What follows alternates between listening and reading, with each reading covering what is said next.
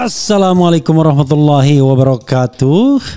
Sobat RH sekalian, jumpa lagi kita di channel yang keren ini. Keren cadas. Jadi Mas Roy, tentu pemirsa kita ingin mengetahui apa yang terjadi tadi ketika Mas Roy diperiksa di Polda Metro Jaya. Kapan masuknya, kapan istirahatnya, kapan keluarnya, berapa jumlah pertanyaan, bagaimana Mas Roy menghadapi soal yang pencampuran antara delik aduan dan delik umum ini, termasuk juga tempus delikti dan locus delikti yang disebutkan secara spesifik tanggal 22 Januari, ya kan? Karena yang saya tahu itu 22 Januari itu lagu Iwan Fals, 22 Januari kita berjanji, itu kan ada ya. Nah, silakan Mas Roy, dan yang saya dengar Mas Roy kasih reserve terlebih dahulu, hanya bisa sampai maghrib. Silakan. Ya, terima kasih. Ketika pemeriksaan sehari sebelumnya itu yang pada dimulai juga ada yang jam 10, ada yang jam 11, itu selesainya Mas itu ya kalau menurut saya adalah agak-agak terwelu ya gitu, agak terlalu gitu, karena yang pertama selesai jam 9 malam. Ya, kemudian itu Bu Mary kalau nggak salah yang jam 9 malam. Kemudian ada yang selesai jam 12 tengah malam. Tapi yang sangat-sangat kemudian membuat kita kaget yaitu Mas Sunarto, itu selesainya jam 4 pagi menjelang subuh.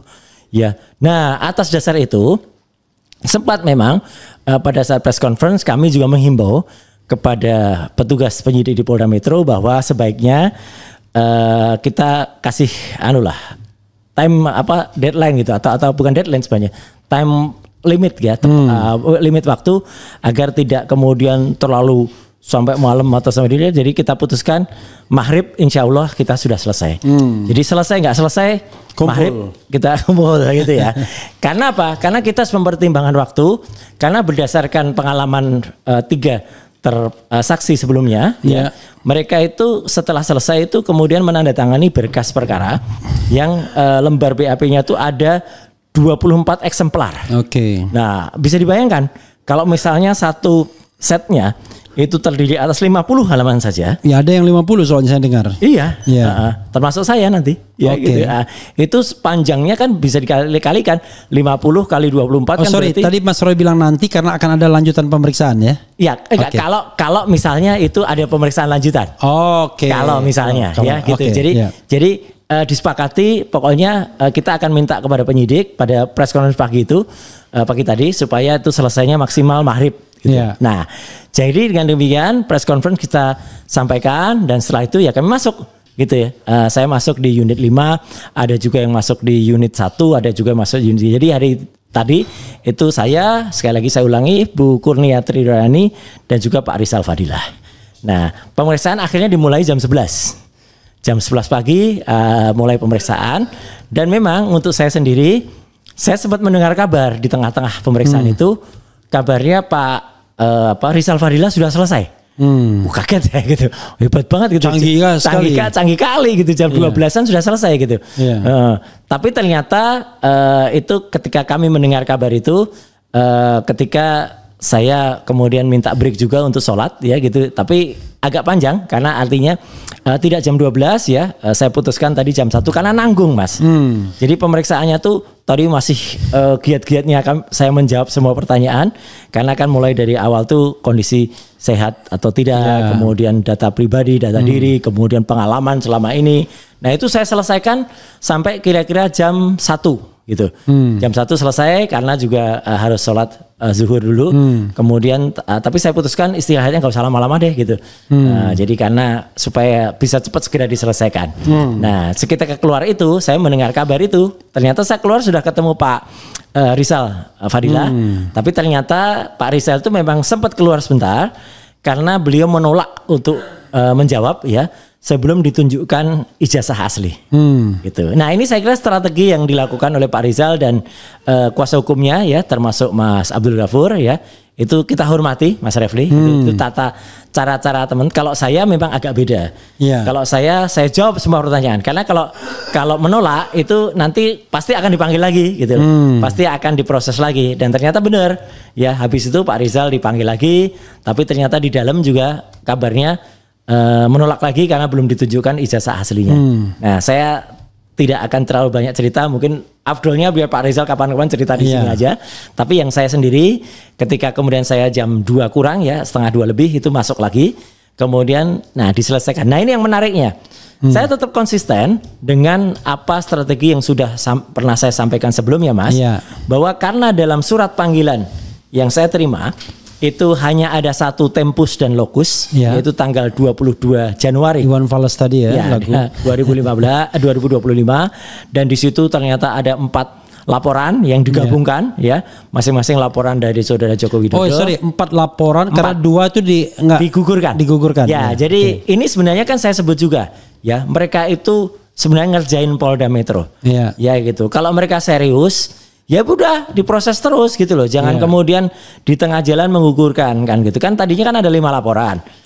Tadinya dari Lecumanan, kemudian Andi Kurniawan, kemudian satu lagi dari Maret Samuel siapa gitu. Seharusnya ada juga 2 laporan yang lain gitu kan. Ya, tapi kemudian digugurkan. Ini kan sudah memboros-boroskan waktu, tenaga dan juga hal lain yang disediakan negara kan untuk itu. Jadi menurut saya ini tidak sopan juga mereka para pelapor itu. Karena 2 dari 5 itu digugurkan gitu atau mereka sengaja menggugurkan. Jadi kan ngerjain kepolisian ini.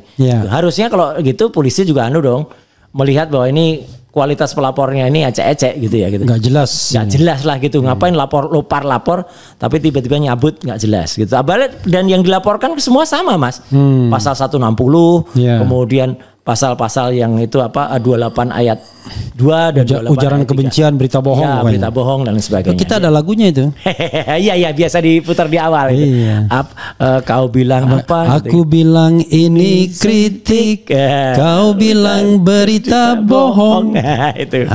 Aku bilang ini kritik, ujaran kebencian kau tuduhkan. Persis. Aku bilang ini kritik, kau katakan penghinaan. Benar, itu biasa kita lihat ya gitu kalau pada awal siaran. Nah, jadi mereka polisi kemudian memberikan saya dengan menjalankan pemeriksaan itu. Kan kita tahu ada 3 laporan yang dari Pradi tidak bersatu itu ya gitu. Dan ternyata itu kan bohong juga mereka gitu, katanya Pradi bersatu. Ternyatanya laporan sendiri-sendiri kan gitu. Itu. Dan kemudian satu lagi dari Joko Widodo. Joko Widodo tetap pada pasal 311 310. Saya tahu kenapa mereka tidak menggunakan Pradi bersatu. Karena nanti ditanya ADART-nya mana atau kemudian terdaftar atau tidak. Dan jangan lupa Mas, Pradi di sini kan sebenarnya nebeng juga. Nama Pradi itu kan aslinya perkumpulan dari para hukum kan gitu. Tapi kan Pradi di sini artinya bukan itu juga kan gitu. Jadi hanya karena nama. Pradi itu udah pecah berapa? Pecah 6 itu kalau salah. Makanya kan mereka hanya asal menggunakan nama saja. Tapi oke lah, setelah itu kemudian ditunjukkan ke saya. Nah, saya mulai bertanya, betul tadi kata Mas Refli. Saya sebenarnya sehat secara jasmani. Tapi secara rohani harusnya saya mempertanyakan gitu ya. Apa ini maksudnya penggabungan dari laporan yang sifatnya yang satu laporan yang sifatnya adalah delik aduan, yang satunya lagi delik umum gitu. Ya saya sedikit-sedikit harus belajar Mas Refli, dari Mas Refli gitu ya. Kayak gitu tuh. Kita dimanapun harus belajar kan gitu. Dan kemudian saya melihat bahwa ini nggak lazim penggabungan itu, karena kemudian ibaratnya ada seseorang yang kemudian kita dituduh melakukan pencemaran nama baik, tapi kemudian ada 11 orang yang lain dalam lokasi yang dilaporkan tadinya berbeda-beda, dan kemudian digabungkan jadi satu, tapi kemudian hanya satu lokus dan tempusnya. Ini kan nggak masuk akal gitu. Artinya kalau nggak masuk akal nih, kalau itu tadinya ada laporan dari Jakarta Utara, ada laporan dari Depok, ada laporan dari misalnya daerah lain di luar Jakarta. Kok tiba-tiba bisa tempusnya sama di Jakarta Pusat? Itu kan sudah nggak masuk akal gitu. Dan yang lebih nggak masuk akal kecuali kalau mereka kumpul sama Pak Jokowi, nobar, nonton bareng baru misah. Betul. Itulah sebenarnya esensi dari pelaporan kalau itu sifatnya delik aduan. Delik aduan itu kan orang tuh harus juga menyaksikan peristiwa itu bersama-sama dengan dan meraksikan saya gitu. Ada di peristiwa itu, ada di lokus itu. Kemudian mereka melihat, mereka menyaksikan, dan kemudian saya Nah, pada tanggal 22 Januari itu yang menarik Mas Refli, itu Mas Refli ikut nggak ya waktu itu? Kita kan lagi berada di Solo. di Universitas Slamet Riyadi. Acara? Acara kita bahas soal Sirekap. Mas Refli ikut ya? Enggak ikut. Enggak ikut ya? Enggak ikut. Oke. Iya. Ada Pak Saididu juga kalau nggak salah waktu itu ya. Jadi kan kita kan lagi ada gerakan. Ini Mas, sorry Mas. Terima kasih. Yang membuat ini para cowok di sini karena para ceweknya sudah tidur. Siap. Jadi waktu itu ada seminar tentang kalau nggak tentang Sirekap, tentang Fufafa lah pokoknya. Itu di Solo ya, di Universitas Slamet Riyadi. Yeah. Kemudian, nah kok tiba-tiba ada peristiwa yang dituduhkan kepada saya di tanggal 22. Jakarta Pusat. Tanggal 22 Januari. Tanggal 22 Januari. Ini memang kelucuan yang pertama. Jadi ketika kemudian pertanyaan saya adalah, itu nggak pakai gula ya Mas Roy ya? Iya, dua-duanya. Pakai gula nggak? Enggak, okay. Jangan. Oke. Ya karena hidup ini sudah pahit. Oh. Kalau pemanisnya gula kan hanya gula-gula nanti. Nah, jadi artinya adalah itu sangat nggak masuk akal. Ya gitu. Lebih nggak masuk akal lagi kan saya tanya. Pak penyidik, kenapa saya ditanya tanggal 22 Januari? Ada nggak saya di situ? Ya. Bingung penyidiknya juga, mau menunjukkan buktinya tapi nggak ditunjukkan. Itu hanya mengatakan iya Pak Roy nggak ada di situ. Loh, lah kalau nggak ada di situ, Mas Refli, semua pemirsa Era Channel, saya hanya berbekal pada sedikit pengetahuan yang saya pelajari.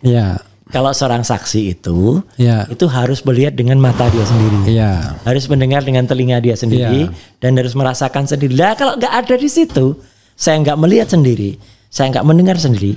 Buat apa saya kemudian memberikan kesaksian yang bukan dari saya? Atau saya meminjam cerita orang lain? Nah, saya belajar nih dari Mas Refli dan kawan-kawan para lawyer itu namanya kan testimonium di audito. Ya kan? Jadi kita hanya menceritakan katanya. Nah, yang lebih lucu lagi, saya juga mendengar ternyata dari talk show sesudah itu, ya ini saya loncat sedikit. Ya jadi bukan hanya ketika kita tadi talk show di salah satu TV ya, sebut saja di tendian itu CNN gitu ya. Kita nggak boleh nyebut merek CNN-nya. Oh iya nggak boleh ya. Oke, sebut saja. Karena CNN itu merek dunia. Yang benar tuh CNN Indonesia. Betul, CNN Indonesia. Sama aja. Nah jadi tadi kan ada juga Termul tadi yang mengatakan begitu gitu ya. Jadi bahwa itu Pak Jokowi melihat pada tanggal 22 Januari, kemudian yang dilaporkan Maret, April, Mei. Loh, tapi ternyata kita nggak bisa menyalahkan orang yang nggak terlalu ngerti hukum itu, Mas. Ternyata kuasa hukumnya Pak Jokowi sendiri juga mengatakan hal yang sama. Jadi beberapa menit sebelumnya, saya juga live di TV Kompas. Saya harusnya nggak perlu nyebutin Kompas ya gitu. Karena Kompas itu ada surat kabar, ada TV. Dan jadi, ada online juga. Jadi Pak Rifai itu menyebutkan hal yang sama juga. Padahal di situ ada Pak Ito juga gitu. Jadi diketawain di nama Pak Ito tadinya gitu loh. Gitu karena itu Pak Joko. Jadi itu laporan itu berdasarkan melihat ya tuh penyiarnya Friska Clarissa tadi. Jadi melihat jadi Pak Jokowi lihat tanggal 22 Januari, kemudian dilaporkan tanggal ini April ini Maret. Aduh ini kok orang tuh kan gini pemirsa Era. Jadi bayangkan saja seseorang yang melihat pada sekarang untuk melaporkan 2 bulan lagi, 3 bulan lagi ada peristiwa itu. Ada padanan yang paling sesuai adalah bahwa Jokowi tamat tahun 80 dari SMPP 40. Betul. Yang kemudian SMA 6-nya itu baru ada 6 tahun lagi. Tapi capnya itu sudah SMA 6. Nah, itu namanya bukan the time tunnel. Kalau the time tunnel kan ke masa belakang. Oke, ini maju. Iya. Itu pemirsa. Jadi ya saya ketawa aja. Karena apa? Ini kejadiannya Mas Arifli. Jadi ketika tanggal itu tertulis 22 Januari, kemudian saya ditanyakan beberapa peristiwa yang ada pada tanggal-tanggal sesudahnya. Nah, saya bilang dulu, bentar. Ini surat yang saya terima itu kan 22 Januari. Ya. Kenapa saya ditanya? Iya Pak, ini ada rangkaiannya. Ulangi lagi. Iya Pak, ini ada serangkaian Pak. Oke. Kalau pakai bahasa Indonesia yang benar, saya bilang gitu. Serangkaian itu berarti ini tidak terputus. Ya, berhubungan. Terhubung. Kalau yang dari depan sendiri udah putus, ya selesailah semua. Ibaratnya itu kereta api, lokomotifnya udah nggak benar, ya benar. Nah, yang makin lebih lucu lagi, saya kemudian ditunjukkan dengan list pertanyaan yang harusnya itu ditanyakan dengan pertanyaan 37 link yang ada. Dan dari 37 itu saya hitung. Saya lihat sebentar, kemudian saya scanning dengan cepat. Seret, oke, dari 37. Apa yang ada di situ tuh ada berapa kali saya? Dia ngitung. Saya langsung aja, karena saya udah tahu jawabannya. Ada separuhnya enggak? Dia hitung, enggak ada Pak. Ada sepertiganya enggak? Enggak ada Pak. Ada seperempatnya enggak? Enggak ada Pak. Ada seperlimanya enggak? Enggak ada Pak. Oke, wajarkah saya kalau tidak ada minimal seperlimanya? Itu kemudian saya dipertanyakan itu penyidiknya aja. Enggak Pak, ya udah. Jadi ini pemirsa. Jadi itu ditanyakan soal link postingan apa milik orang lain dan itu yang nggak boleh. Saya kenapa harus mengkomentari postingan orang lain? Iya. Saya harus mengkomentari YouTube orang lain yang nggak ada saya. Iya. Itu kan lucu sekali gitu loh. Itu kemudian. Nah dari situ sebenarnya Polda sebenarnya juga mulai melakukan tailor made gitu ya. Jadi kemudian yang ditanyakan yang hanya ada saya. Tapi kemudian tetap saya pertanyakan, lah kalau ini loncat-loncat gini dan itu tidak ada di surat, bukan surat dakwaan, tetapi tidak ada di undangan itu. Undangan sebagai saksi. Ya saya nggak wajib untuk jawab. Karena undangan sebagai saksi itu hanya ada satu tempus. Kalau saja tanggal di sini adalah satu aja dari tanggal di situ, itu saya jawab. Iya. Karena ini beda banget. Nah sekarang pertanyaannya, tempusnya itu apa yang dijelaskan oleh penyidik? Apakah Pak Jokowi nonton ataukah kejadian penghinaan atau pencemaran kalau penyidik itu memang betul. Dia bilang ini ada sebuah podcast Pak. Gitu, podcast atau press conference ya. Saya tadi lupa apa gitu. Di suatu press conference kayaknya. Press conference di suatu tempat di Jakarta Pusat. Meskipun saya coba ditanyakan juga di situ. Pak Roy tahu nggak? Kenal nggak dengan lu? Ya nggak perlu saya menjawab itu. Wong saya tidak adil di situ. Buat apa saya kemudian ini sifat saya Mas Revo. Meskipun saya tidak ada di situ dan meskipun mungkin saya sekarang kenal ya tahu. Tapi kan saya tidak perlu menjatuhkan mereka gitu. Oh iya dia ngomong gini, gini, nggak perlu, nggak ada. Jadi artinya akhirnya saya kunci dengan jawaban saya tidak ada di situ dan setiap pertanyaan selalu harus saya hubungkan ke situ. Ada nggak hubungannya dengan ini? Karena kalau suruh nonton dan tidak ikut dalam kejadian itu namanya dipanggil sebagai ahli. Nah, benar. Nah, besok pagi setelah tayangan ini, besok pagi saya memang akan ke Polda Metro Mas. Benar, selaku ahli.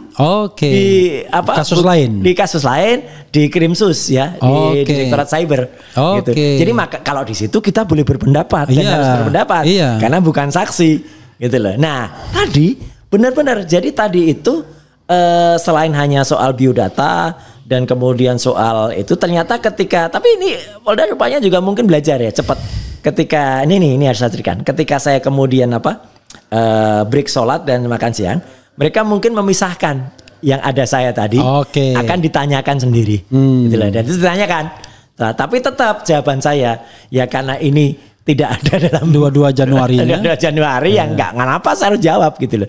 Terus saya sempat ditanyakan lah sekarang gini ya itu acara itu saya jawabnya gini Mas sambil minum Mas Roy. Iya bentar masih agak panas. Itu saya yang buat atau bukan ya kan kalau saya diundang kan kasihan TV pengundangnya ya kan kalau saya diundang terus tiba-tiba harus dipermasalahkan acara itu ya kan gitu misalnya saya diundang di sebuah TV nasional ya kemudian di acara ALC misalnya di acara Rakyat Bersuara misalnya atau di acara apalagi ya yang dua arah misalnya gitu. Kemudian itu dipermasalahkan kan kasihan. Bahkan Mas, ini benar. Saya juga turut membela teman-teman media. Nah, tadi malah ceritakan bahwa sekarang bukan hanya trias politika, bukan hanya yudikatif, eksekutif, legislatif, tapi tetras politika. Ya, ada four states of demokrasi yaitu media.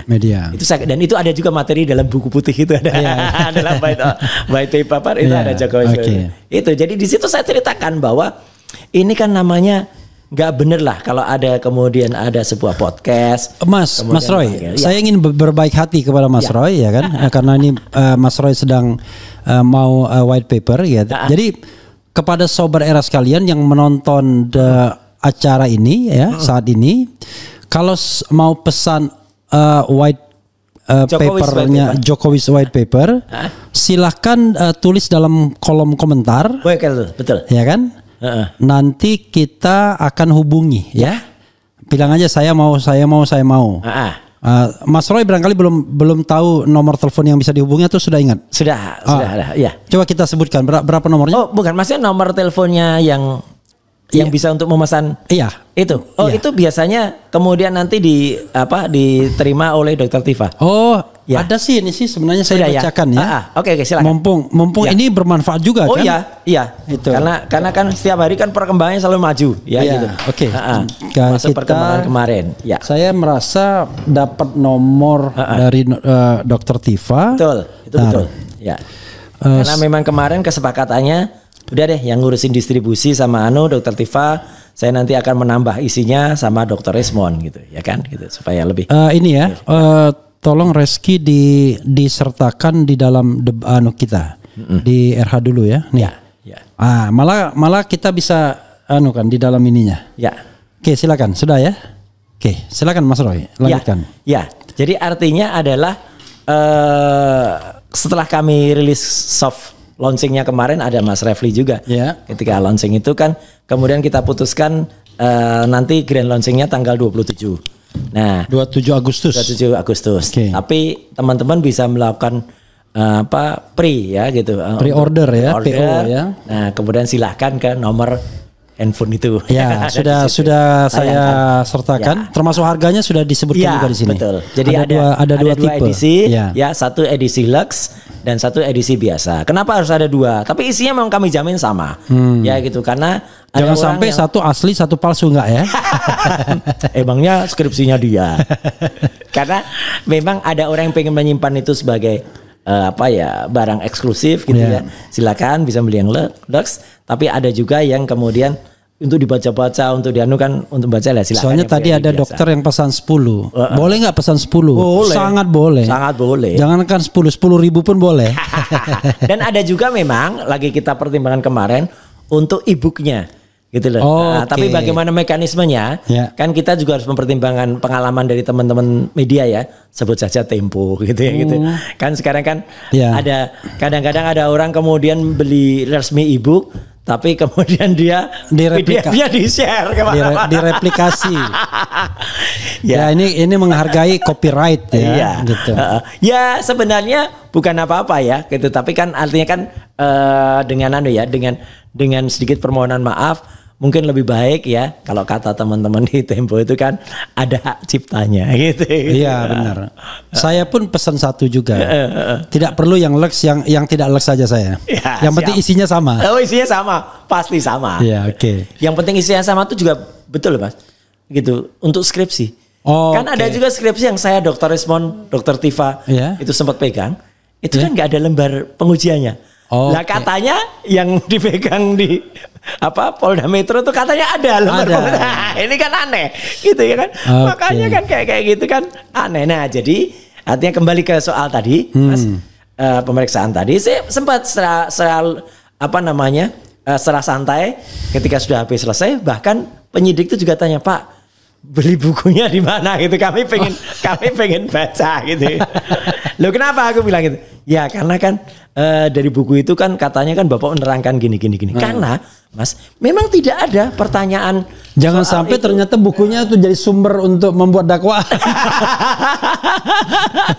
Ya ini kan yang lagi jadi artinya saya juga kemudian kan dengan teman-teman yang sampai dengan kata Mas Narto yang sampai jam 3 atau 4 pagi itu kan ya harusnya kita berat juga dong menjawab itu, atau katakanlah hak penyidik untuk bertanya hak, tapi hak kita juga untuk menjawab gitu. Jadi kan artinya meskipun misalnya penyidik bertanya ya kalau kita memang tidak tidak patut atau merasa tidak layak mengatakan ya kita katakan nggak apa-apa.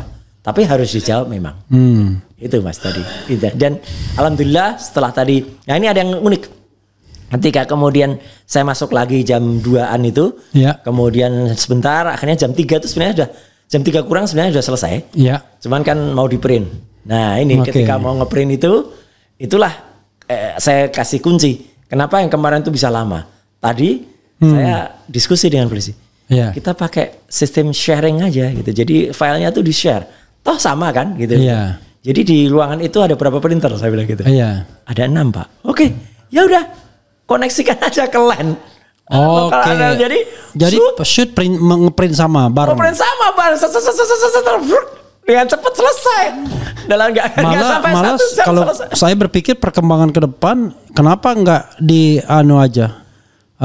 Kalau ada teknologi yang bisa mengunci tidak berubah itu, kalau PDF kan masih bisa berubah. Diedit. Apalah, itu udah pakai kirim via ini aja. Oh iya. Iya. Kan yang penting aslinya ada. Tuh kita parot dan kita tanda tangan nih. Kalau pemeriksaan ahli kan begitu, Mas. Iya. Besok itu kan pertanyaannya kan saya sudah ada. Oh itu iya. Iya kan? Enggak, sorry. Saya juga punya pengalaman begitu. Di email jawab. Iya benar ya memang. Memang. Ya oke lah itu. Tapi memang benar ya ini kami tuh nggak bohong. Jadi kalau ahli itu jawab tuh kadang-kadang untuk kepraktisan, kan penyidik kirim pertanyaan. Iya. Tapi yang penting tanda tangannya dan ngeprintnya harus di asli harus di kantor kepolisian. Nggak boleh kita kemudian tanda tangannya kita kirim digital, itu nggak boleh. Atau kita print dulu, nggak boleh. Ngeprintnya harus di kantor kepolisi. Nah itu. Jadi artinya tadi itu. Jadi dengan cepat, seret, nggak sampai 1 jam, selesailah itu semua. Dan kemudian tinggal ditandatangani. Intinya, kalau saya simpulkan, Mas Roy tidak menyampaikan apapun ke polisi. Ya, biodata sama. Iya kan artinya tidak ada keterangan yang bisa membuat Mas Roy memberatkan orang lain atau memberatkan diri sendiri. Karena kan tidak ada. Betul. Karena itu sebenarnya saya hanya menjawab apa yang ditanyakan. Iya. Ketika yang ditanyakan itu dan tidak bisa juga dia kenakan yang namanya pasal mengenai kesaksian palsu. Tidak bisa. Justru kalau kesaksian palsu kalau jawab. Betul itu. Jadi itu harus hati-hati. Benar, terima kasih Mas Arif. Jadi artinya saya kan coba belajar juga dari pengalaman dan dari saran-saran para kuasa hukum bahwa kalau itu memang bukan tidak bidang. Tidak yang saya dengar sendiri atau yang tidak saya lihat sendiri. Enggak boleh saya jawab gitu. Terlalu lah. Dan saya sebenarnya apalagi disuruh nonton lalu suruh komentari, wah itu betul. Sebenarnya nggak boleh itu. Mas. Saya juga ditanya tentang organisasi TPUA. Dan meskipun penyidik juga coba, Pak, tapi kan ini nggak ada hubungannya Pak dengan tanggal itu loh. Semakin ada lagi, makin ngapain lagi, makin ditanyakan. Ya kan, itu nggak ada dengan itu. Iya. Dan saya nggak ada hubungannya. Dia ingin mengatakan ini rangkaian baru. Dan memang mungkin nggak banyak yang ngerti juga ya, Mas Ferry. Kami bertiga, saya Dr. Resmond dan juga Dr. Tifa, itu memang bukan anggota TPUA. Tapi kami yang memang diminta oleh TPUA untuk kemudian menjadi ahli di dalam kasus itu kan. Digelar perkara khusus paling tidak. Khusus. Yang sudah resmi kan digelar perkara khusus. Sama halnya dengan ketika misalnya ada tuduhan ya pada soal lain pemakzulan Gibran. Kan banyak tuh termul yang mengatakan Suryo ada di sana, ada juga di forum pemakzulan. Loh, dalam forum pemakzulan itu, forum TNI itu, Purnawirawan itu kan saya juga diminta jadi ahli ketika ada case yang mereka adukan yaitu soal FUFAFA ya kan gitu. Nah, jadi disitulah hubungannya. Apakah saya anggota forum Purnawirawan? Tidak juga. Gitu lah. Jadi itu yang kemudian saya jawab. Jadi kalau ada pertanyaan-pertanyaan yang memang tidak ada hubungannya, saya nggak perlu menjawab. Karena saya agak kasihan juga nih sama Arif Nugroho. Tadi saya kan interview apa yang ditanyakan. Rupanya salah satunya ya dia ditunjukkan 37 link itu. Dan dari 37 link itu yang terkait dengan dia cuma 2. Karena dia pegang akun Babe Aldo dan akun Langkah Update. Tapi lucunya ternyata bukan dia yang mengambil videonya, dia cuma re-upload aja. Jadi tambah nggak jelas kan. Maksudnya keterlibatan dia sebagai let's say sebagai saksi itu nggak ada nilainya jadinya. Gitu. Gak ada nilai. Ngapain juga gitu loh kayak gitu. Kalau saya kan tadi terus terang, memang Mas, saya tadi ditanya, apakah Anda memiliki akun sosial media? Saya jawab nggak ada. Memang saya nggak punya Mas, sudah nggak punya. Karena akun sosial media Mas Roy itu memang betul-betul punya punya media massa. Iya. Punya massa. Yang isinya Roy Suryo semua. Jadi banyak akun dengan nama Roy Suryo tuh banyak di Twitter, di X ya, banyak juga di sosial. Tapi bukan orang lain. Dulu pernah punya, ya. Tapi kemudian kan sudah tidak digunakan lagi dan memang harus dibekukan. Ya udah ya saya bekukan, udah nggak ada lagi. Jadi kalau ada postingan ya itu bukan saya. Dan anehnya kan kemudian kalau kita malah suruh tanggung jawab terhadap akun-akun dari media mainstream atau dari YouTube kan, ya ini ngapain juga kemudian kalau harus ditanya siapa YouTube ini yang punya, kemudian ada siapa yang punya ide gitu kan. Saya kan sempat ngelirik pertanyaannya, meskipun tidak perlu dijawab karena sudah dikunci semua. Ya udah, jadi pertanyaannya seputar itu. Jadi menurut saya ya agak aneh juga kalau seseorang itu kemudian ditanya yang bukan haknya dia, bukan kewajiban dia untuk menjawab. Dari besok misalnya Dokter Tifa. Ya. Kalau Dokter Tifa meniru Mas Roy ya seperti ini nggak akan banyak. Iya. Karena saya pastikan Dokter Tifa kayaknya 22 Januari belum muncul juga dia. Belum. Karena kan 22 Januari. Iya. Dia barangkali muncul sebelum atau sesudahnya kan. Tapi 22 Januarinya kayaknya nggak ada. Kita masih pakai 26 Maret. Ya. Mungkin saja salah satu dari RRT itu sudah muncul. Iya. Ya kan gitu. Tapi kalau 22 Januari sama sekali belum muncul. Belum ada. Apalagi Rismon. Lah ya itulah makanya. Jadi artinya kalau itu disangkutkan kepada teman-teman dari klaster yang lain dari 3 klaster ini mungkin. Tapi kan saya juga tidak harus atau tidak perlu atau saya merasa tidak perlu juga mendorong-dorong orang lain kan gitu. Nggak usah, itu nggak bagus namanya gitu loh. Iya. Tetapi saya ya maksudnya menghimbau barangkali itu strategi ke lawyer kan, penasihat hukum mereka jangan sampai kemudian membiarkan kliennya dieksploitasi. Betul. Kasihan juga nanti kliennya malah kejebak sendiri. Ya, bahwa gitu. Ada satu strategi yang lain yang tadi kita bahas ya. Iya. Strateginya Pak Rizal Fadila. Iya. Saya terus terang memang hanya menghormati saja itu. Iya. Saya tidak mengatakan itu benar itu salah. Iya. Tapi kalau saya pilih strategi yang ini. Iya. Gitu. Karena ternyata mungkin saja kalau Pak Rizal mungkin suatu saat akan dipanggil lagi gitu kan gitu. Ini loh Pak. Ada meskipun mungkin ya itu kecil kemungkinannya juga tapi kan udah masuk materi itu gitu loh. Masuk materi yang sebenarnya itu agak jauh dari apa yang dipertanyakan. Oke. Mas Roy, besok itu diperiksa Dokter Tifa, kemudian nanti Resmon Jumat gitu ya. Ya. Orang itu ada Pak Abang Resmon, ada juga Michael Sinaga ya. Besok tuh kalau nggak salah Mas Rustam.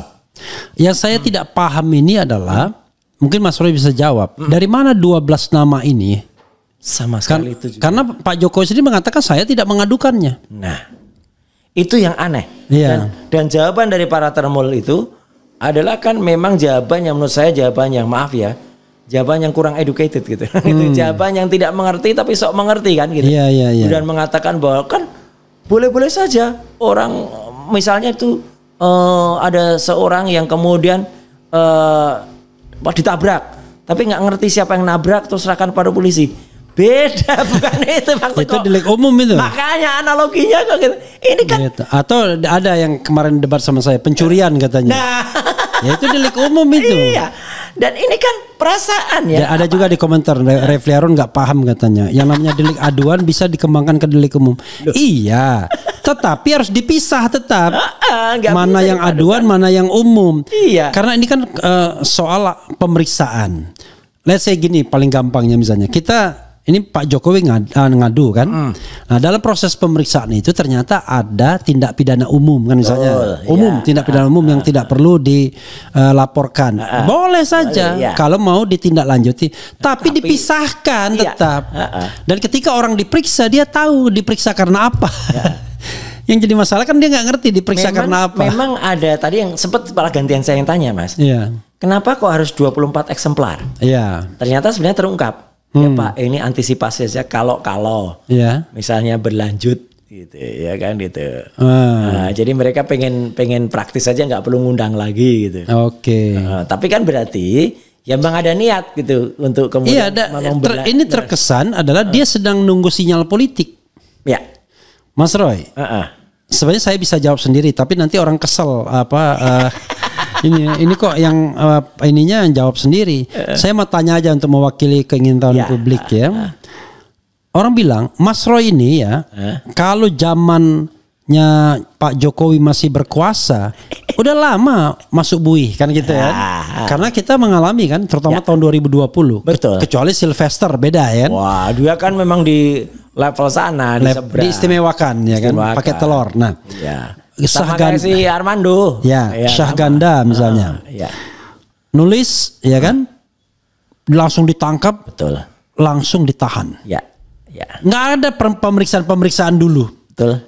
Ya. Gus Nur juga. Ya, semuanya. Syah Ganda, Gus Nur, kemudian Bambang ya kan, Bambang Tri, kemudian Anton Permana, semuanya begitukan. Nah, gak usah jauh-jauh Mas. Saya juga dulu Itu kan awalnya katanya penistaan agama, sudah pakai kelompok yang sebenarnya itu nggak dikenal sama sekali, kelompok di WA Group, ya, kemudian bahkan perwalian umat Buddha itu pun Walubi ya. Saya terima kasih kepada Walubi yang waktu itu malah membela saya, menyatakan ini, tapi nggak dipakai. Pada Walubi kan terbesar di Indonesia. Dan tiba-tiba vonisnya adalah saya dituduh kemudian melakukan bukan pencemaran, tapi menghina orang yang dipilih oleh ujaran kebencian. Ujaran kebencian, iya. 50% rakyat Indonesia lebih. Loh, ini kan orangnya selapor gitu loh. Tapi kan memang udah terlanjur dimasukin. Nah itulah jahatnya kayak gitu. Oke, nah jadi sama Gus Nur Bambang Tri ujaran kebencian juga, bukan berita bohong. Iya. Nah, tetapi whatever it is, zaman Jokowi, kayak Mas Roy ini boro-boro head to head begini, nggak ada kaitannya aja, langsung ambil gitu. Ya kayak rekan Mas Edi, ya tuh hanya bilang jin buang anak, langsung. Nah, orang tanya, kenapa ya kok Mas Roy nggak ditangkap-tangkap gitu, nggak ditahan-tahan gitu, termasuk Rismon sama Dokter Tifa gitu. Apa jawab Mas Roy? Ya kalau saya alhamdulillah saja, memang ya rezimnya sudah berganti. Ya, dan saya percaya memang satu ya kita tetap harus minta perlindungan kepada Allah Subhanahu wa taala. Saya percaya itu sudah ada God hand gitu ya. Garis betul. Tangan dan tangan Tuhan. Tangan Tuhan sudah ada. Ya, dan yang kedua adalah ya polisi mungkin sudah mau berbenah gitu loh. Gitu loh. Meskipun ya saya lihat masih ada sih desakan-desakan itu gitu. Meskipun itu, Mas, kita juga lihat ya provokasi dari para tamu itu kan luar biasa. Iya. Apalagi tangkap. Betul, apalagi ketika masih ada si Plester itu. Itu kan hampir tiap hari juga dia ke Polda. Itu loh, itu ya sama sih orang-orang itu. Padahal dia sendiri bukan pelapor. Bukan pelapor. Dia memang dijadikan salah satu saksi.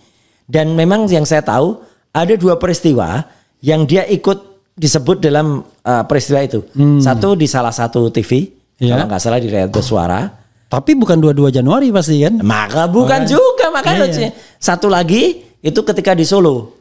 Ketika dia menjaga agar tidak terjadi kerusuhan atau pembakaran rumah. Oh, karena eskalasi sudah tinggi. Sudah tinggi. Padahal yang ditoel yang demo nggak melawan. Itu makanya dia sendiri yang melakukan itu kan. Kan ada videonya dia mencabut. Iya, yang dia toel kepala orang itu. Itu kan. Dan yang demo diam aja nggak berani kan. Dan saya tadi juga lihat ya di salah satu link yang bukti itu ada juga gambar si Plester. Saya langsung bilang ke penyidik. Itu namanya si Plester atau Sylvester namanya? Saya lupa nama Sylvester ya. Sylvester. Ya. Oke. Sylvester. Jadi saya juga bilang, Pak begini, itu diskusi santai saya dengan penyidik. Kalau menurut Anda harusnya kalau dia itu masuk, ya dia bisa nggak ada di sini? Ya enggak Pak. Ya sudah. Ya berarti ngapain juga di sini kan? Setelah hukum orang ini nggak sah. Iya. Nggak sah juga memberikan kesaksian. Iya, karena dia harus dicabut ini semua keterangannya gitu.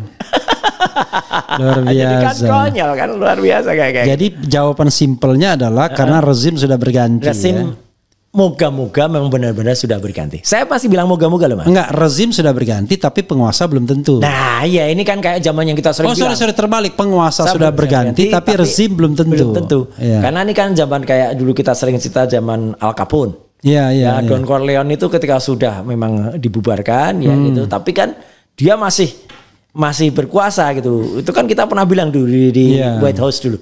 Ya ketika saya pakai kaos Al Capone dulu kan. Dia bilang saya sudah bukan penguasa tapi saya masih menguasai. Ya, itu kata-kata Don Corleone. Nah itulah yang terjadi sekarang. Jadi Don Corleone atau Al Capone? Al Capone. Ya Al Capone-nya, bukan Don Corleone-nya. Enggak. Don Corleone. Kan Don Corleone kan mafianya Godfather. Mafianya Godfather maksudnya. Ya, Al Capone pemainnya. Enggak dong, bukan Al Capone. Bukan. Siapa yang jadi Don Corleone itu? Bukan Al Pacino, bukan lain lagi. Bukan Siano. Itu apa namanya? Yang rambutnya. Mandem, bukan Mandem. Bukan Charles Bronson, bukan satunya Charles lagi. Bronson. Sejenis itulah gitu. Iya, lupa jadi. Ada. Ya, itu ya, kelihatan umurnya kita. Sukanya nontonnya film itu gitu kan. Itu jadi ketahuan gitu. Nah, oke, Mas Roy ya. Sebelum kita lanjutkan, coba kita baca sedikit-sedikit komentar sobat era sekalian ya. Saya membayangkan ya, satu sebelum itu ada satu pertanyaan. Sebenarnya ya, kalau kita bicara tentang pasal tentang katakanlah pencemaran nama baik dan penghinaan, ya, dari semua pengalaman Mas Roy diperiksa oleh polisi, sebenarnya. Tapi nggak mungkin juga Mas Roy jawab ya. Kejadian mana yang sebenarnya pengen disasar polisi itu sebenarnya? Itu yang malah saya pengen tahu dari karena apa yang saya sampaikan itu kan sebuah hasil research. Dan itu konsisten melakukannya di mana-mana. Itu hasil ilmu pengetahuan. Dan itu ada buktinya. Artinya ada sebuah misalnya saya melakukan error level analysis ya. Ada ijazah yang kemudian setelah kita ternyata hasilnya bercak-bercak gak jelas. Nah saya tunjukkan di sini. Kemudian kalau ijazah yang asli itu clear. Kemudian kalau pertanyakan itu kan digital gitu loh. Ya ini kan harus analog. Saya Mas beberapa belas tahun yang lalu juga pernah memeriksa sebuah foto analog kan. Maaf harus saya sebut nih.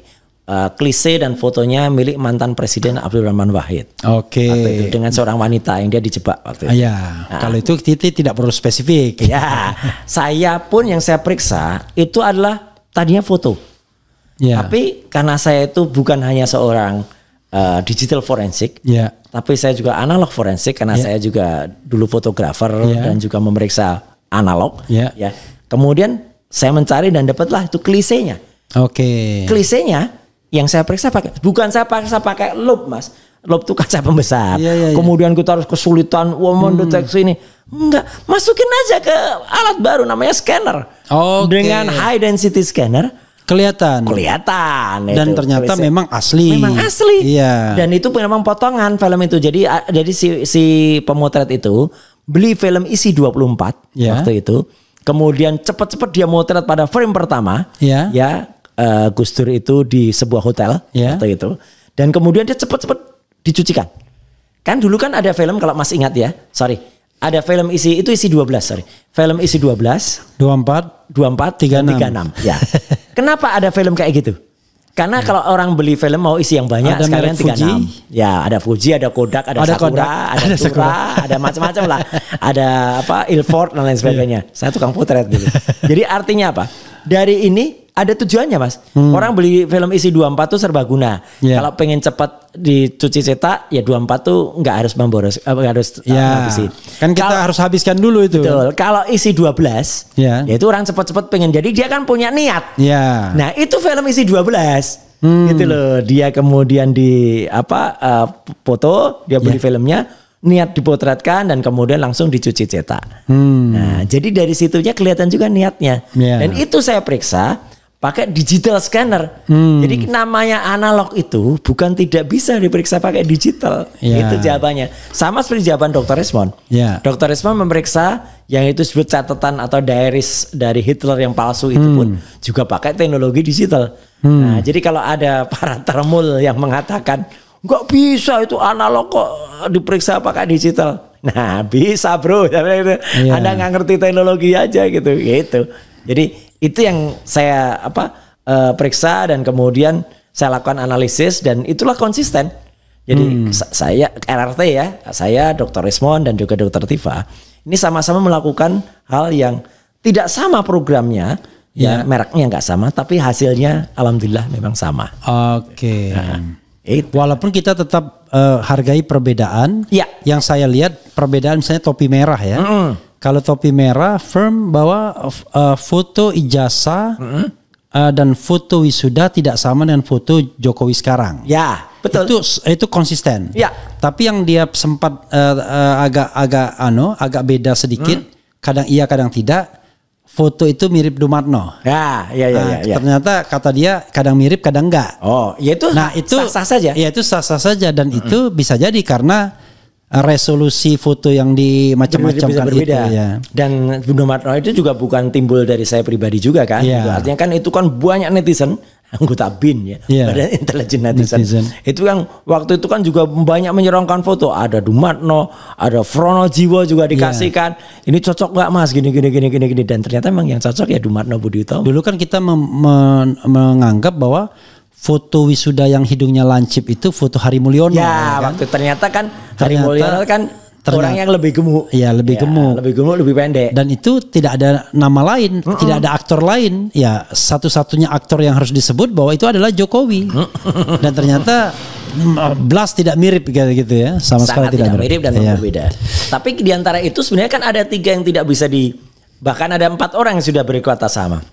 Saya, Dr. Resbon, Misteri Guest ya, yang inisial T, dari Bandung, dari ITB, sama satu lagi Topi Merah. Itu kan kita sama kalau menganalisis soal komparasi ijazah satu dengan yang lain. Tumpang tindih terhadap logo UGM. Tulisan tuh sama kita, hasilnya sama. Dan itu kasat mata ya. Dengan logo yang berbeda-beda itu sama. Nah, itulah yang kemudian kan mau dimasukkan dengan pasal-pasal yang dituduhkan. Kalau kata Mas Refli yang diselundupkan itu. Itu tadi saya jawab Mas kalau itu. Saya menjelaskan di depan itu. Biar dia tahu untuk pengetahuan. Betul. Ya. Jangan pakai sembarangan pasal gitu. Iya, dan memang dia berkata itu pertanyaan yang saya tunggu tadi. Kenapa Pak Roy berkepentingan? Nah, saya juga jelaskan. Ini loh dulu saya ketika ditunjuk oleh penegara untuk menjadi salah satu saya keluarkan surat yang ketika saya dulu zaman Menteri Komunikasinya masih Pak Samsul Mu'arif. Ya, itu saya mewakili institut, saya mewakili UGM waktu itu. Ketika menjadi tim koordinasi telematika Indonesia. Dulu ada TKTI, tim koordinasi telematika Indonesia di bawah Ibu Mega langsung waktu itu. Kemudian merancang untuk undang-undang ITE. Dan juga merancang untuk yang satunya yang keterbukaan informasi publik. Saya terlibat Mas di dalam 2 undang-undang termasuk merancang naskah akademiknya. Nah, saya jelaskan semua. Dan 3235 itu unfortunately memang belum pernah diubah, masih versi awal. Masih versi awal dan kita memang terus terang Mas. Ketika kita melakukan revisi, baik revisi tahun 2016, ketika menjadi undang-undang nomor 19. Ini undang-undang nomor 11 tahun 2008 itu pernah direvisi menjadi undang-undang nomor 19 tahun 2016 dan direvisi lagi menjadi undang-undang 1 tahun 2024. Nah, kenapa pasal 32 dan 35 itu terlewat? Karena biasanya dulu yang untuk mengkriminalisasi itu yang nomor 1 tahun 46 itu loh Mas. Itu yang sebelum ada keputusan. Berita bohong pokoknya. Ya itu. Jadi selalu itu. Jadi makanya ketika kasus misalnya dulu meledak, kasus Prita Mulyansari, kemudian kasus-kasus yang lain diturunkan di bawah 5 tahun, ini kelupaan nggak diturunkan. Dan itu kan gila sekali 8 tahun sama 12 tahun. Dan itu memang tujuannya supaya orang tidak memalsukan dokumen. Sebenarnya itu. Karena kan jahat banget kalau misalnya ada orang yang kemudian memalsukan dokumen, kemudian setelah dimalsukan dokumen yang tadinya itu kita transfer 1 juta, kita ubah jadi 10 juta. Nah, itu kan jahat. Atau kita merekayasa dokumen apapun, kemudian ini dianggap asli. Nah, itu juga jahat gitu. Jadi itu makanya kan penegakan hukum itu juga rasional gitu. Ketika orang meneliti dokumen, mengoprak-apriknya menggunakan itu, kok dikatakan memalsukan dokumen itu gimana ya? Gitu. Dalam hal ini saya juga bela Dian Sandi tidak juga memalsukan dokumen. Dia kan cuma mengupload aja, cuma tanpa izin. Tanpa izin dan bisa masuk karena kata-katanya membuat dapat diaksesnya. Orang yang pertama kali mengupload itu dalam kondisi berwarna. Sepanjang kalau kita refresh ke belakang, Dian Sandi. Artinya tanpa izinnya itu pasal 32-nya itu dia kena. Dan yang tadinya ditunjukkan pun oleh Pak Sigit Sunarta tahun 2022 itu juga hanya fotokopi. Dan bisa kena juga tanpa izin juga dia. Ya enggak lah, itu dekan kok gitu. Kalau dekan kan oke-oke aja dan menunjukkan ijazah kan sebenarnya nggak apa-apa gitu loh. Cuman kalau dia memposting dan kemudian ternyata itu memang tanpa izin si pemunya. Begini, bukan begitu konstruksinya Mas Roy. Bukan. konstruksinya itu kalau dokumen itu dokumen privat. Ya, itu yang nggak boleh kan? Ya, karena ini sudah jadi dokumen publik. Boleh. Siapapun boleh nunjukkannya. Iya. Gitu. Itu makanya kan Gitu. ada yang aneh ketika Iya, kami kalau misalnya dia kerja. mengatakan itu dokumen palsu, ya dia harus bantah, dia klarifikasi. Kan orang kan tidak mengatakan, dia tidak punya referensi apakah palsu atau tidak. Loh ini loh. Dan ketika itu Mas, kenapa ini penting sekali lagi saya harus ulangi. Kenapa tanggal 1 April itu 2025 itu krusial? Karena pada saat itulah dokumen yang disebut-sebut sebagai ijazahnya Jokowi itu diposting oleh Dian Sandi. Ya. Disitulah mulainya kami saya Dr. Resmond juga itu terbelalak karena melihat saking kontrasnya foto itu. Ya. Sehingga itu menarik kami untuk meneliti apakah foto itu benar foto asli atau enggak. Karena kalau itu pas foto dan pas foto itu usia sudah 40 tahun. Mestinya agak ya. Kecuali itu di scan dulu. Ya. Nah tapi kan scanner dulu nggak ada gitu lah. Jadi mesin scanner kan adanya sekarang. Ya. Nah kenapa bisa sekontras itu? Yang kedua dengan kontras itu kemudian timbullah ide untuk meneliti apakah ada lintasan cap atau enggak. Dan ternyata nggak kelihatan di situ. Itu jadi Dr. Resmond meneruskan. Dan yang paling penting termasuk itu fotonya foto Pak Jokowi atau bukan? Betul. Itu yang pertanyaan. Itu semua ada di buku white paper itu. Oke. Sekali lagi white paper ya, Jokowi's white paper itu ditampilkan. Ada di nomor itu. Ya. Oke, Mas Roy, kita secara random. Ya, ini kalau ini benar-benar random ya. Ya. Kita cari yang dari akhir dulu lah. Ya, oke, silakan. Silahkan bersilat lidah dengan dalih peneliti, ujungnya baju Shopee ya. Ini sama. Gitu. Gak apa-apa, silahkan aja ya. Anda juga bicara apa adanya, bebas kok gitu. Kemudian apa lagi ya? Bukunya dikasih tahu ke Megawati, SBY, para DPR dan semua pimpinan partai, Bung Refli, kita Oke, dia bilang kita injak-injak termul sampai modern, nggak usah itu ya. Nggak usah disebut kalau mau injak-injak termul. Iya. Kemudian kalau Gogon, Andi Azwan, Damanik nonton pasti dia guling-guling kepanasan. Saya kira nggak juga ya. Justru dia sedang menyiapkan kira-kira apa lagi yang mau disampaikan. Kemudian memang susah kalau hati sudah diisi iri dan dengki ya. Apalah. Berani karena benar, takut karena salah. Betul. Titip salam buat Termul CS, semoga betah di rumah sakit jiwa. Ini nggak gimana nih? Nggak perlu lah ya. Tapi ya kita mendoakan. Saya mau nggak Mas. Ya. Yang rumah sakit itu kita mendoakan. Katanya ada yang hari ini di rumah sakit. Dirawat. Ya, kita doakan semoga cepat sembuh.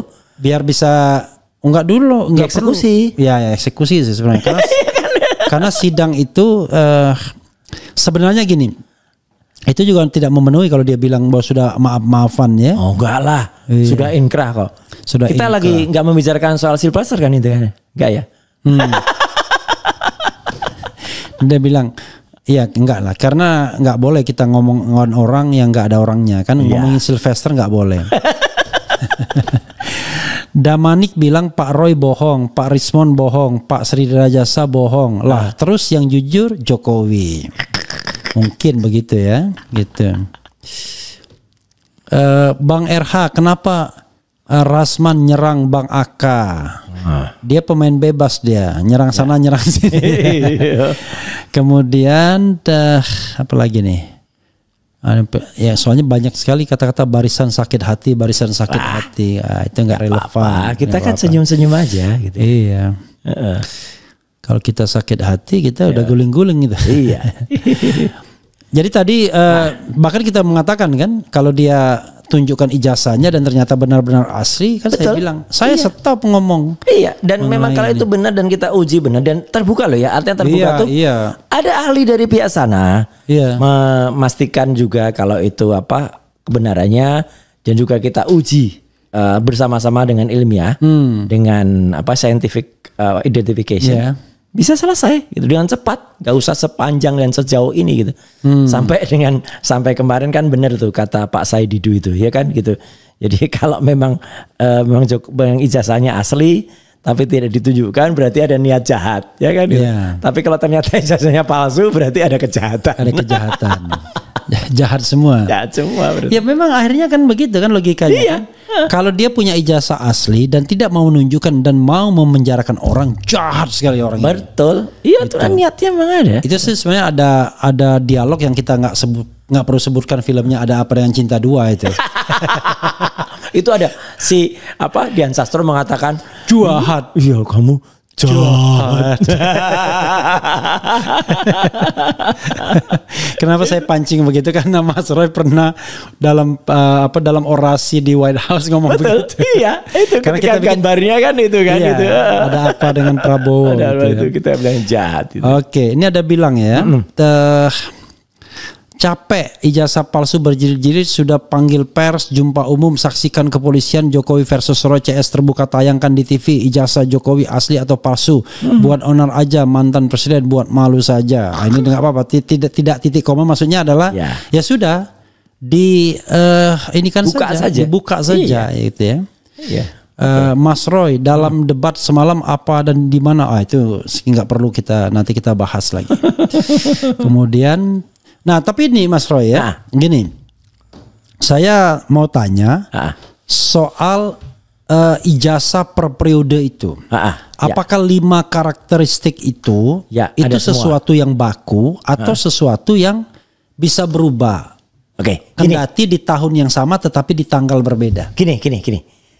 Yang jelas pertama kali sebenarnya saya tidak atau belum berani untuk meneliti 5 kriteria itu. Oke. Ya, artinya ada emboss, ada watermark itu ketika saya menyaksikan ijazah saya tahun 91. Iya. Ijazah saya tahun 91 ada semua itu, kecuali materai. Oke. Materai udah nggak ada. Ya. Tapi artinya watermark itu ada Universitas Gadjah Mada, kemudian ada emboss, jadi ada cap UGM pada tanda tangan rektor. Kemudian ada tinta emas, yang itu untuk mengunci tulisan. Jadi tulisan dulu, baru cap tintanya. Dan kemudian kalau yang benar itu ada kemudian kalau tahun 91 punya saya sudah nggak ada, yaitu yang namanya materai. Nah, tapi saya tadinya tidak berani melakukan jangan-jangan ini baru ada di tahun 90-an ke atas. Begitu saya melihat sekitar 8 hampir 10 ya, itu ijazah tahun 85. Dan itu bulan sebelum November. Sebulan sebelum November itu. Jadi artinya sebelumnya saja sudah begitu. Berarti seharusnya ijazah pada periode Jokowi, yaitu pada wisuda November, minimal mempertahankan 5 itu. Iya, nggak mungkin dong di kemudian tahun 91 seperti itu, tahun 85 di periode kan setahun itu kan ada 3 atau 4 kali wisuda kan. Sebelumnya sudah begitu, ternyata di tengah-tengahnya nggak ada. Dan itu tidak nampak juga pada postingan Dian Sandi. Seharusnya nampak. Kalau itu misalnya ijazah itu memang benar-benar asli, di-scan dengan resolusi tinggi, dan kemudian muncul. Kalau kontras fotonya saja Mas, seperti itu, harusnya embossnya juga nampak. Kemudian si watermarknya juga nampak. Makanya kan kita juga pakai uji yang lain kan, untuk melakukan itu. Di buku ada itu uji di mana kita melihat bahwa embossnya nampak dan lintasan pada foto itu tidak nampak. Itu yang ada di situ.